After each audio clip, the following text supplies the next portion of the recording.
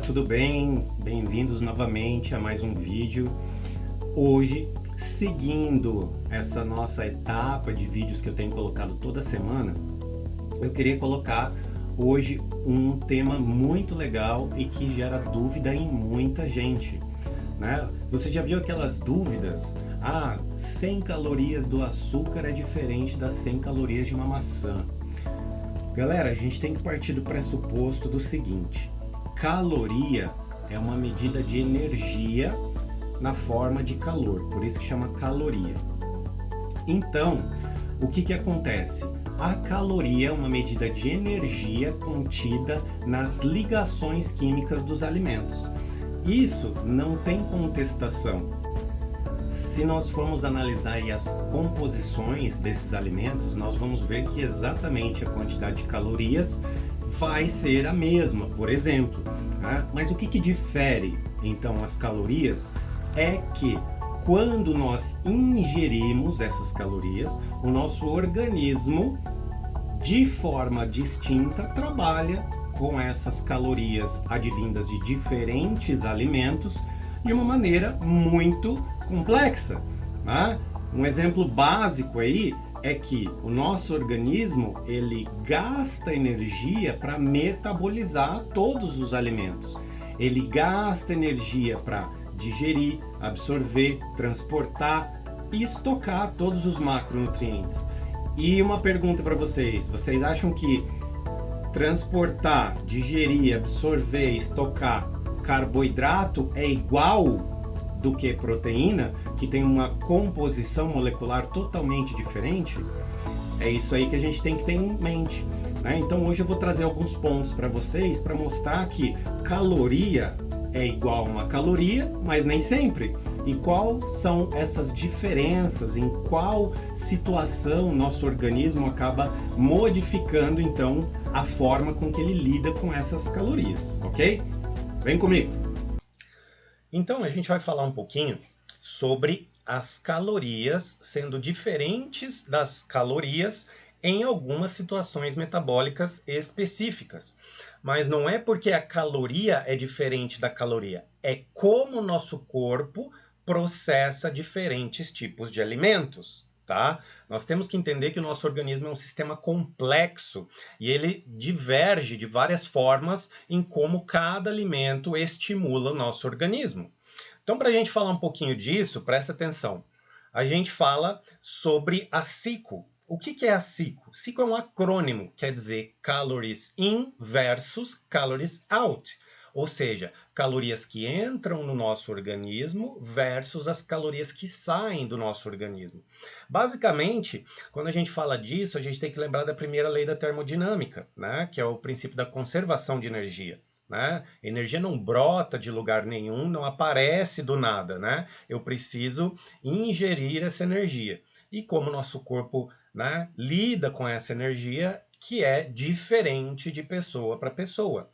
E esse acrônimo, né, de calories in, calories out, é uma ideia de que a perda e o ganho de peso é determinado especificamente por um déficit ou excedente calórico, independente da composição da dieta.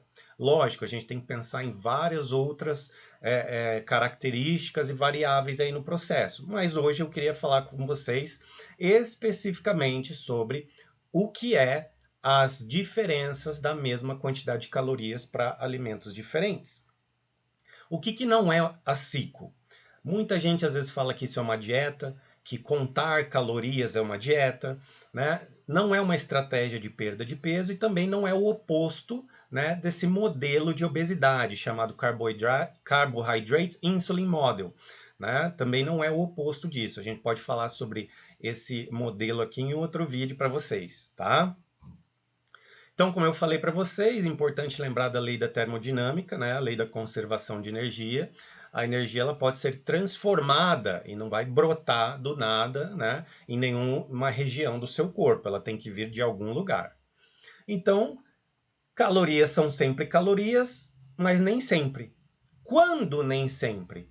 Quando em algumas situações distintas. A primeira delas, gente, olha só que interessante, é o efeito térmico dos alimentos. O que isso tem a ver? É aquilo que eu falei para vocês. O nosso organismo tem um custo metabólico para processar os macronutrientes. Então é muito mais fácil para o nosso organismo processar gordura, temos um custo intermediário para processar carboidratos e tem um custo mais elevado para processar as proteínas. Então olha só que interessante.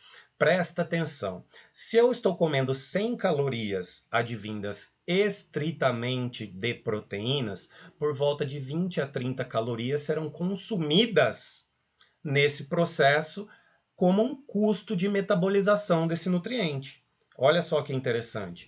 Aonde que para os carboidratos, somente por volta de 10 calorias dessas 100 calorias totais serão utilizadas para fazer essa metabolização.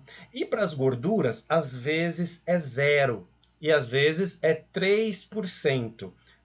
Lógico, né? Não existe uma exatidão no nosso organismo biológico, e isso é bem importante. Então, olha só como muda. Por isso que temos essa diferença entre os alimentos. Depende do tipo de macronutriente e o custo metabólico para o nosso organismo. Vamos lá. Saciedade. Isso é uma das coisas mais importantes que a gente tem que entender, porque dependendo do tipo de alimento, nós estimulamos zero a saciedade. E aí, isso acaba aumentando a vontade de comer na próxima refeição, por exemplo, né? Outra coisa importante, por mais que a proteína gaste mais energia para ser metabolizada, ela também é um nutriente que mais induz saciedade. Então, é extremamente interessante quando a gente vai olhar esses artigos mostrando que, comparado com refeições contendo somente carboidrato, a saciedade é muito maior quando a gente ingere proteína e a fome é muito menor logo após fazer uma refeição contendo proteína. E isso aí conta bastante, porque nós somos seres pensantes e aí nós temos aí no nosso sistema nervoso central a questão do drive, né, para ir procurar a comida, se nós estamos com fome, e aí isso também vai interferir no nosso padrão alimentar e que tipo de alimento a gente vai buscar, tá? Então, segundo item, saciedade. Terceiro item, galera, presta atenção. Glicose e frutose, absolutamente a mesma quantidade de calorias por molécula. E aí? Mas olha só que diferente, né? Se você comer sacarose, que é glicose e frutose, mais ou menos 20% dessa glicose contendo na sacarose vai ser metabolizada no fígado, mas 100% da frutose só pode ser metabolizada no fígado. Isso aí é muito diferente. Então, aonde é processado esses alimentos, também, esses macronutrientes, também influencia muito. Agora, presta atenção. É muito mais fácil para a glicose reduzir a grelina, o hormônio da fome, do que a frutose. Ou seja, a frutose não estimula quase nada os nossos centros de saciedade. Né? Então, levando a uma sensação reduzida na saciedade quando a gente tem aí essa ingestão de frutose. Lógico, a gente sabe que com ingestão muito grande da frutose, a gente pode levar a resistência à insulina, obesidade visceral e várias outras coisas. Mas isso não quer dizer que fruta é ruim ou que alimentos contendo frutose sejam ruins para nós. Isso é no excesso, né? Os trabalhos científicos são claros com relação a isso. Ok? E aí, depois de uma refeição contendo ou um ou outro, ou um mix, né, existe uma tendência de querer comer mais calorias após a ingestão predominante de frutose.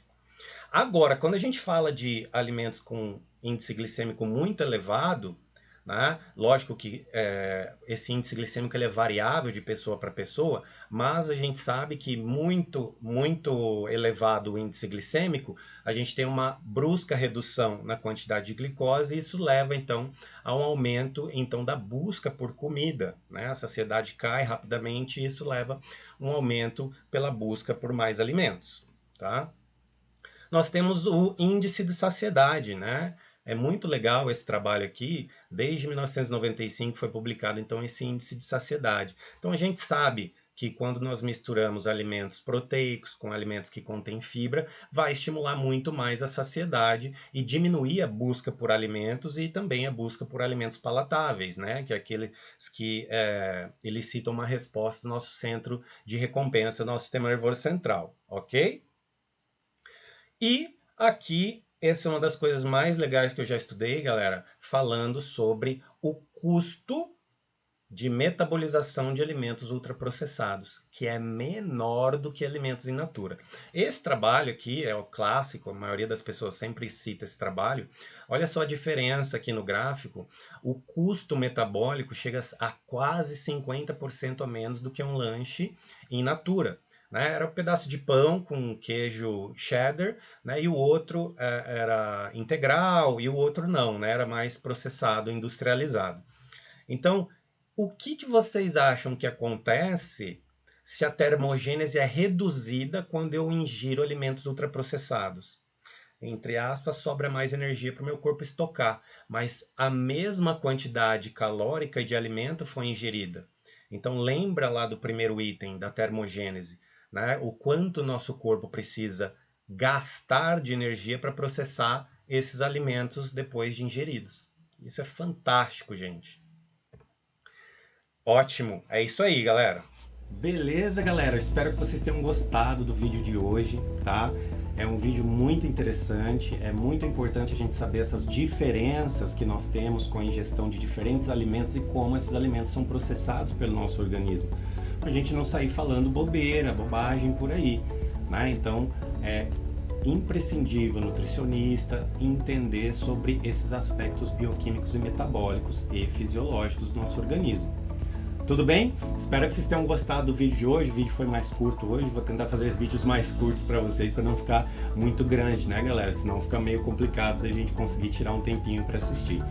Galera, se você não se inscreveu no canal, se inscreva no canal, curta o vídeo, ativa o sininho para você receber as suas atualizações toda semana quando eu postar um vídeo novo. Né? Manda esse vídeo para alguém se você gostou desse conteúdo, ajuda o nosso canal e eu agradeço. Tá bom, galera? Fiquem com Deus, bons estudos e nos vemos semana que vem.